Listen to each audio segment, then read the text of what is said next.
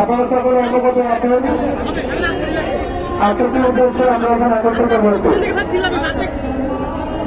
আমরা কখনোই বাংলাদেশের সাম্প্রদায়িক সম্প্রীতির বিরুদ্ধে নই, কিন্তু বাংলাদেশের 90% মুসলিম রাষ্ট্রের মধ্যে যখন দিনে দুপুরে আমাদের একজন মুসলিম ভাইকে কুপিয়ে জবাই করে হত্যা করা হবে, তখন আমরা পশ্চিম কালেও চুপ করে বসে থাকবো না।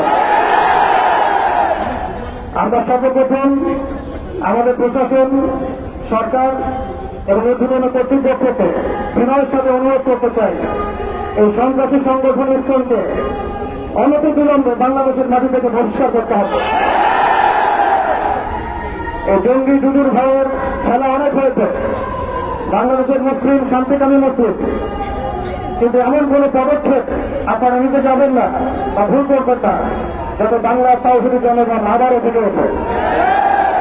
আমরা আল্লাহর কসম করে বলছি, যদি বাংলাদেশের তাওহীদি জনগণ একটা বার জেগে ওঠে, এর আগের মানুষ যাতে পালানোর পথ পেয়েছে, আপনারা কিন্তু পালানোর পথে পাবেন না ইনশাআল্লাহ। আমরা উগ্রতার পথ বেছে নেব না, আমরা শান্তির পথ বেছে নেব ঠিকই, আমরা ধৈর্য দেব ঠিকই, কিন্তু আর কতজন ভাই মারা গেলে আমাদের হুঁশ ফিরবে? আর কতজন ভাই মারা গেলে আমাদের হুঁশ ফিরবে?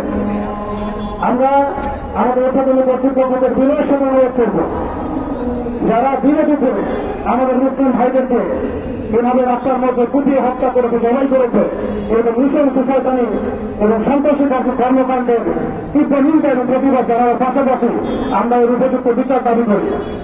এখানে অনেক মুরব্বীরা আছেন, আমি ছোট মানুষ, বেশি কথা বলতে যাচ্ছি না। আমরা একটা দাবি উত্থাপন করতে চাই, বাংলার জমিন শান্তির জমিন, এই শান্তির জমিনে যদি উগ্রতা প্রদর্শন করতে চায়, আল্লাহর কসম করে বলছে আমরা হাতে হাত ধরে বসে থাকবেন না। আলহামদুলিল্লাহ রাব্বিল আলামিন, আসসালামু আলাইকুম ওয়া রাহমাতুল্লাহি ওয়া বারাকাতুহু।